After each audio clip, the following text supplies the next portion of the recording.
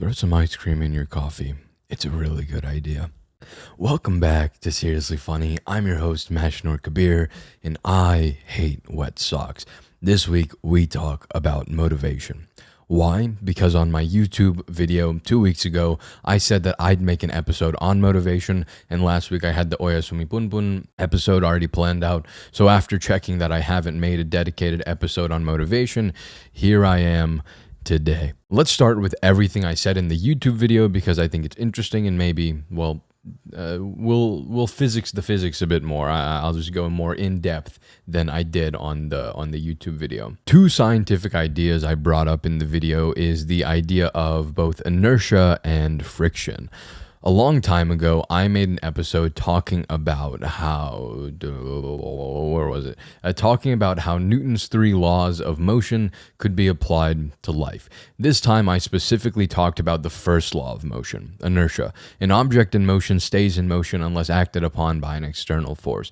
Gravity is an external force. So if we go out into space where there's nothing but space, what we can find is that if we throw, say, a rock, that rock will go forward forever until, of course, it runs into another celestial body, whether that be a comet, a planet, an asteroid, a black hole, a star, or even a big cloud of dust. Everything has gravity, even you. Am I calling you fat? Sure, yeah, definitely. But also, everything that has mass in the universe also has gravity, proportional to that mass. So generally, if, although you may or may not be fat, your size is nothing compared to, say, the sun or the earth.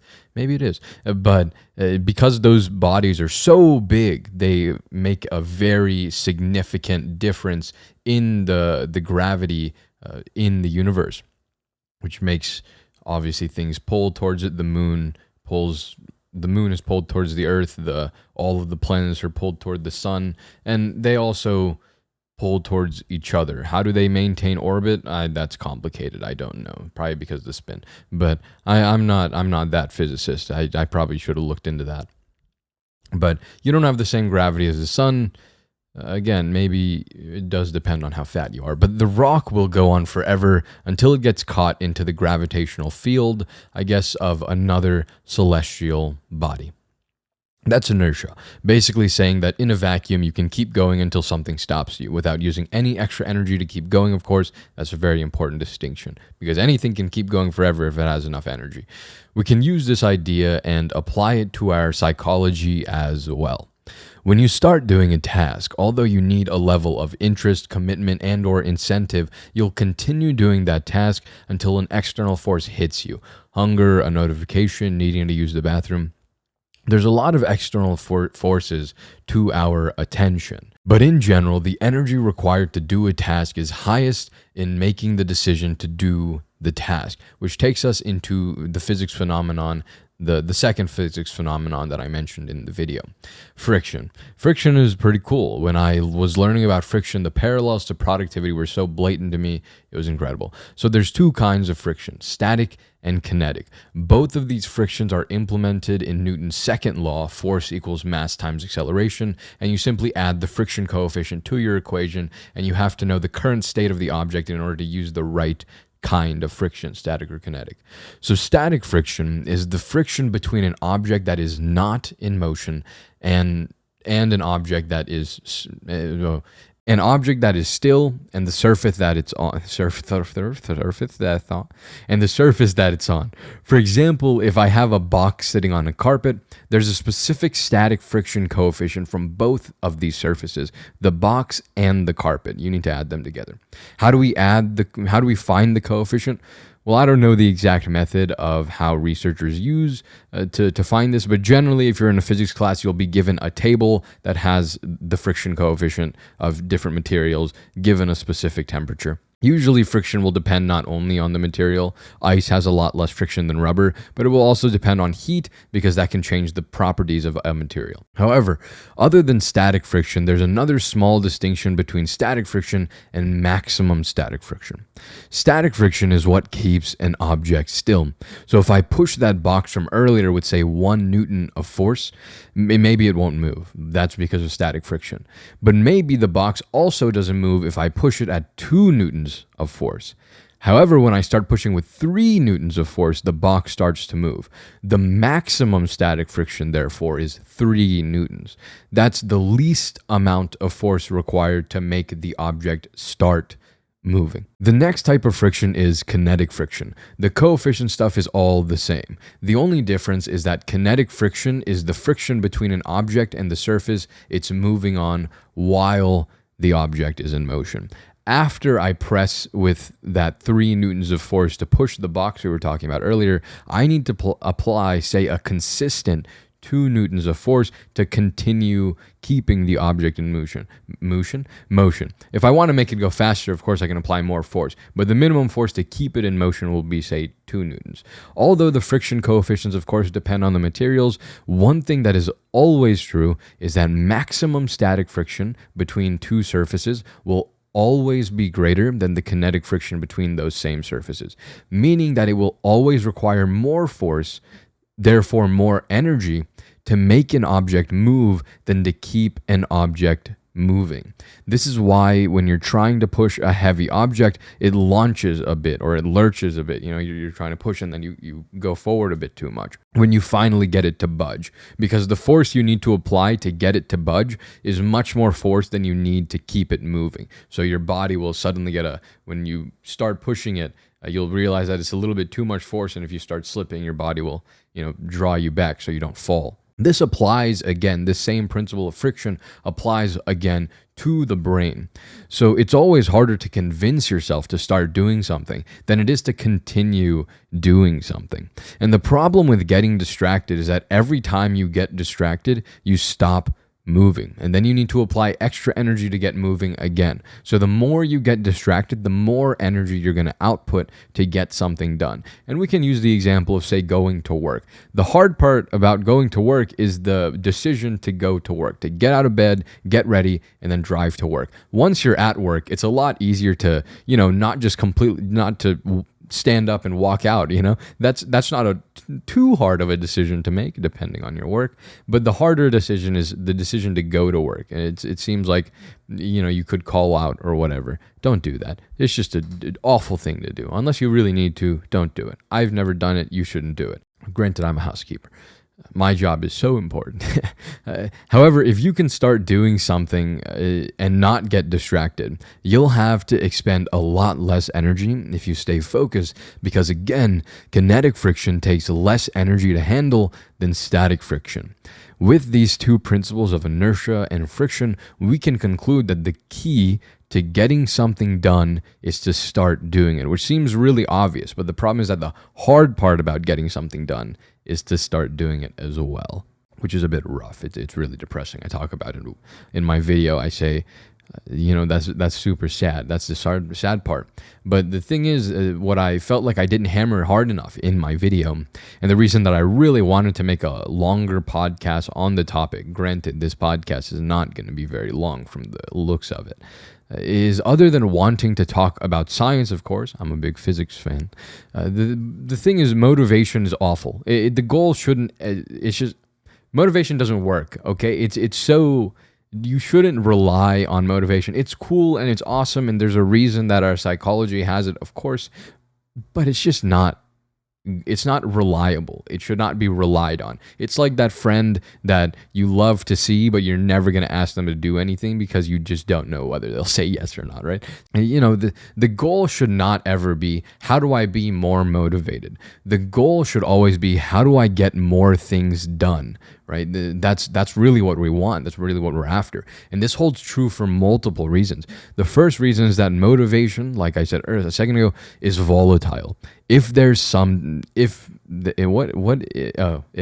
don't know how to read. It's there sometimes. It's not there sometimes also, though, right? And honestly, I don't think anyone knows, quote, how to be more motivated, end quote. It's just not, other than doing something you really don't want to do, and then you'll get all of this motivation about what you'd rather be doing. But the moment you're done doing what you don't want to do, that motivation takes an absolute nosedive. I've talked about the hedonic treadmill before. It's the default state for motivation. The default state for motivation, the set point for motivation, is at 0. like the set point is just none, right? Like it doesn't, it's the you motivation is default. No motivation. That's the default level of motivation, none. And I'm so glad I really think I made a very solid video on the hedonic treadmill. So go watch that if you haven't. It's really good. There's beautiful animations and whatnot. But just no motivation. Motivation is so inane. It doesn't last. It comes and goes more than a bad parent does. The way to get more things done isn't figuring out how to be more motivated, because you'll never figure it out. And if you try to figure it out, you'll be entering some very groundbreaking levels of research to increase your motivation at will, because we have not figured it out yet. If you can figure it out, if your goal is to become a psychologist that cracks the key of motivation, you know what? Good on you. Hit me up when you do that, yeah? What's more reliable is discipline, self-control, being able to do things when you say you'll do things, and being able to do them regardless of how you feel. Because sometimes you gotta suck it up, Buttercup. Do you think that I want to go back to school next week? No. Do you think I want to torture myself with a major I'm bad at? Do you think I want my professors and friends to look at me with raw pity because of my stupidity? No, I don't. But I have to do it because it's better than starting college over with a different major, okay? I need raw discipline to handle the absolute, utter, sheer pain that college brings me. Okay, I can't use motivation because that ship sailed a long time ago. If I relied on motivation, I would not go to class, okay? I would be gone. I don't know where, but I would disappear off the face of the planet so hard that even God would wonder where I went, okay? The problem, again, is not how to be more motivated. The problem is how to get more things done. Because unfortunately, you cannot make yourself want to do things. In the same way, you cannot force yourself to love someone or thing. You can't force yourself to want something or wanting to do something that you don't want to do, or even if you have no inclination. Just forcing yourself to want to do something is not a thing you can do, at least not to my understanding. It's simply not possible. It's not an actionable thing that you can do. You can hope and pray, but I don't think God is going to shove his hand down into reality and stick some motivation into your brain, right? I don't think he works like that. I mean, it works in mysterious ways, apparently. I don't know about that one. What we can do is be more okay with doing things we don't want to do, or at least being more okay with doing things maybe we want to do but not right now. All right, so maybe on Friday or Saturday I don't want to write my script. I just don't feel like it. However, I have to be okay with sitting down and writing my script. That's where the key really is. The last thing then is, how do we do this? How do we start doing things? How do we just, without motivation, how do we get things done? Well, I mentioned it near the end of my video on my YouTube channel, but the key is consistency. Discipline is really cool, of course, if you can just force yourself to do something because you have so much self-control. That's obviously the most optimal. Actually, it's not the most optimal. It's the most brute force way of doing it. And discipline, we've talked about it before. Meditation, torture yourself, etika. Have a schedule. Follow the schedule. That's the better way to do it. That's the much more systematic way of going about it.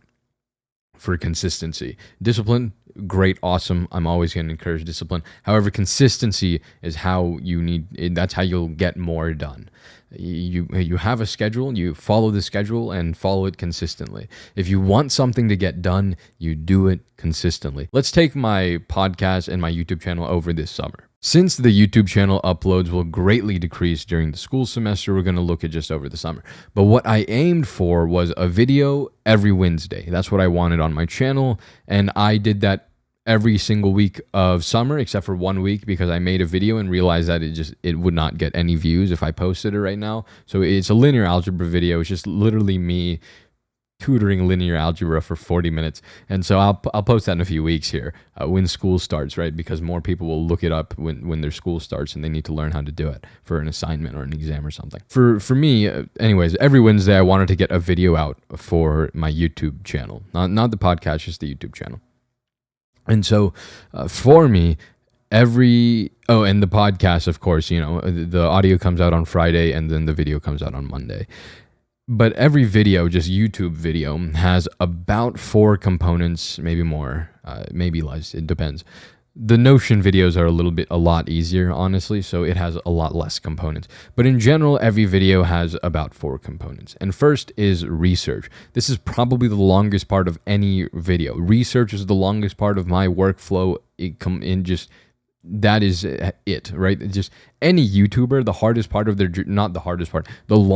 of their job is the research. It just takes so long to go through all of it. And especially me, my reading speed is not very quick, and I read research papers. And so not only is it hard to read a research paper, depending on how well it's written, but also my reading speed just isn't that fast. So it takes me a good bit of time to read through a research paper. And I'm reading, I don't, you know me, I like to have a lot of sources whenever I talk about something. I don't want one paper. I don't want one article. I don't like articles. I don't like reading articles. Give me a research paper. I don't want your stupid article. I want a ton of sources. I want at least it's 7 minimum. For a small topic on the podcast, I usually have 7 to 10. And then obviously for big things, I want upwards of not even upwards, downwards of 50. Like that, my minimum would be probably 50. And then the sleep thing, upwards of 200.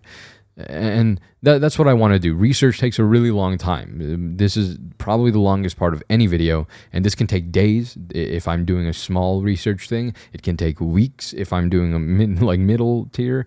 So loneliness was something small was the disappointment. That took about a day. The weeks was going over the happiness advantage. That's really research in quotes, really, but it still took me 3-4 days.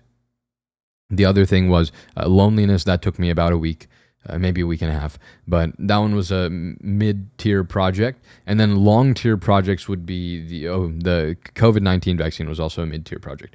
And then longer ones will be the mental, so the mental disorders and the personality disorders. All of that took about close to a month-ish, probably 3 weeks.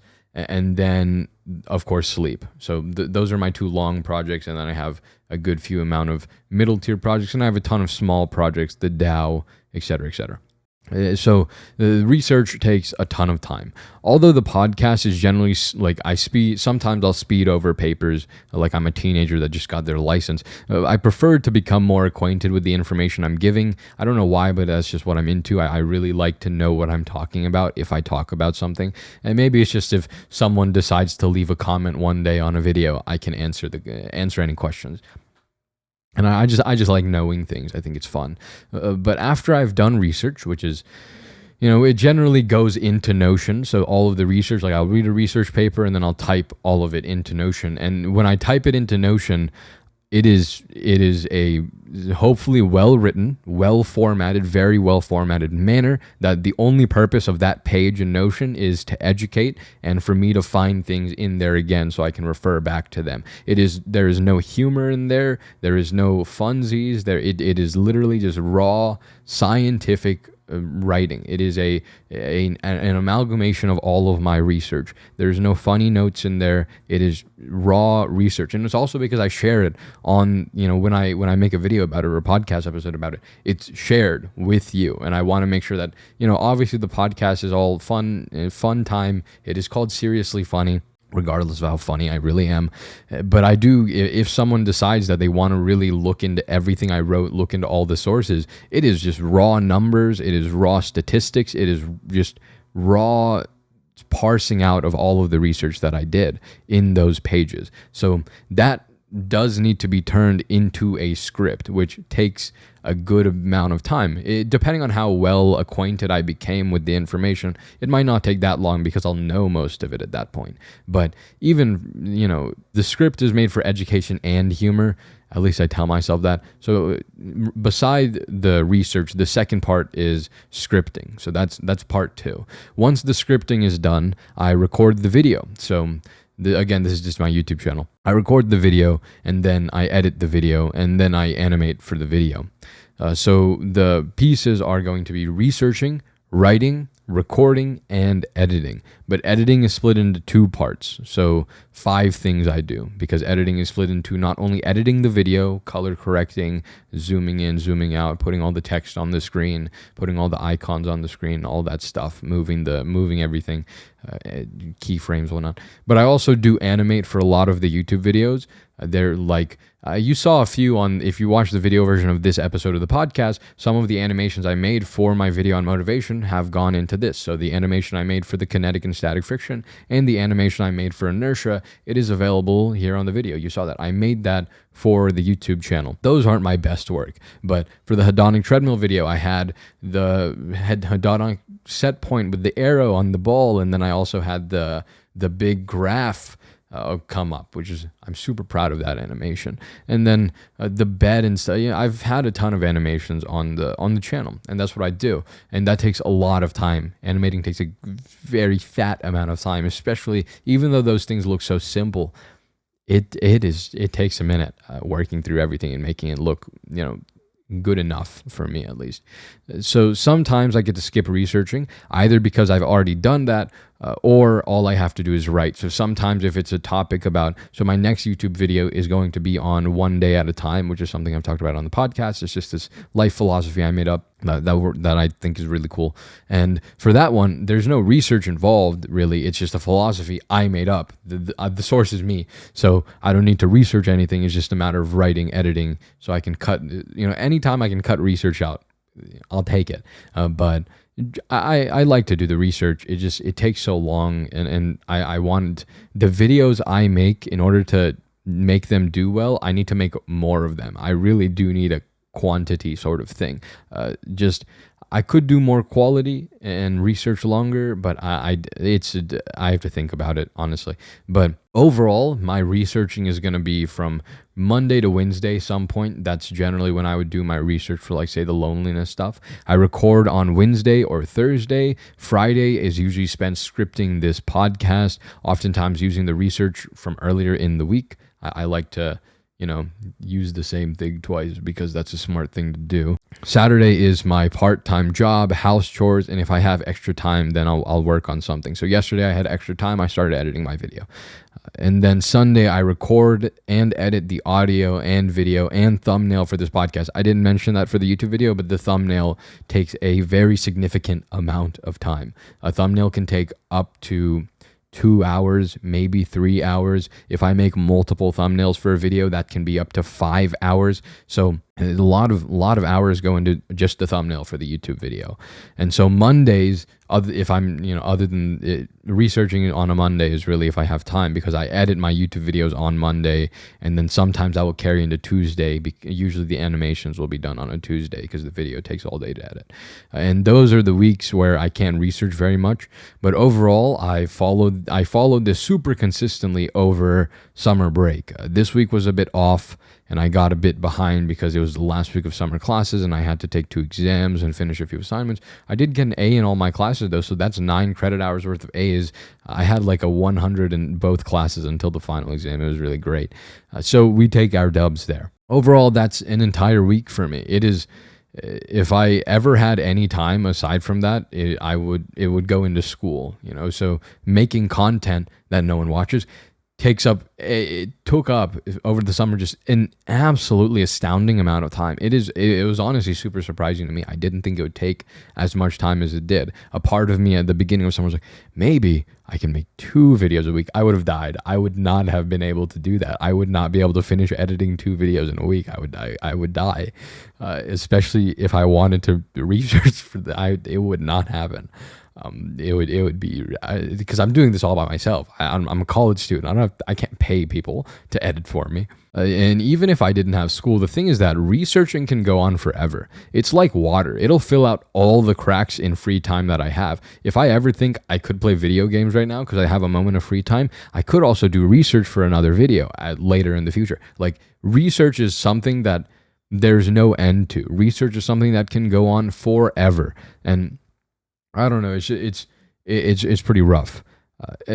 Some people wonder why YouTubers take so long to release videos, but I completely understand now. Granted, I do it myself and they have help, but even then, I made a 6-minute video titled How to Be More Productive Over Summer, and it took me around 12 hours to edit and animate everything, and then around 2 hours to record, and a good bit to write since I scrapped the script ones. The thumbnail for that one took... Honestly, that one took like 2 hours, and a part of that was just me thinking about how awful the thumbnail is and how I just couldn't think of anything that would make it better. I didn't know what to do for it, and I was really sad because that's my favorite video that I've made over this summer, and it's just... I knew for a fact because of the thumbnail it wouldn't get that many views. I was like, dang, I really love this video, but I wasn't able to market it properly, and I knew that before I released it, and it was really sad, but it did okay. Like, it got over 20 views. I'll take it. But my last video actually did super poorly, which was super depressing. It was really sad. My video on... It was a motivation. It was how... It was the motivation. Yeah, it was the motivation video. It just didn't do well. I thought the thumbnail was okay, but I guess not. You know, that's sad, but whatever. We take what we take. Again, you heard me talk about it in the Oyasumi Pun Pun video. I really do this because I enjoy it, and for anyone that does want to watch. But anyways, God knows what an hour video is like to edit, you know, for like Internet Historian or Barely Sociable, especially because a lot of it is raw animation. Like Kagito is a historian, like a history channel, and they animate everything. The entire video is 100% animated. It's just animation. I could not imagine how they can get out even a video a month. Good God. But, you know, podcast... honestly, I don't think that counts. It does take a little bit of time because of how long it is, but the podcast isn't heavily edited. I'm not animating specifically for the podcast unless it's like a really super quick animation. I just want to have some fun with Apple Motion, but honestly, I don't edit very hard. It's just some crops, pans, Ken Burns, zooms, and whatever. I've been watching Shikamori's Not Just a Cutie. It's pretty solid. I really like the trope of switching gender roles, but it's kind of boring because you know exactly what's going to happen every single episode. There is no adversity, like strong adversity in the show, and it's just like, well, this is cute. And then you're 7 episodes in, this is the same as the first episode. And so that's a bit sad. I also watched the Code Geass Resurrection movie, which was, I think it was really awesome, honestly. But keeping in mind, it does follow a different route than the canon that the show followed. I don't know which one followed the manga better, but it was different from the show, and it was pretty solid. You know, keeping that in mind.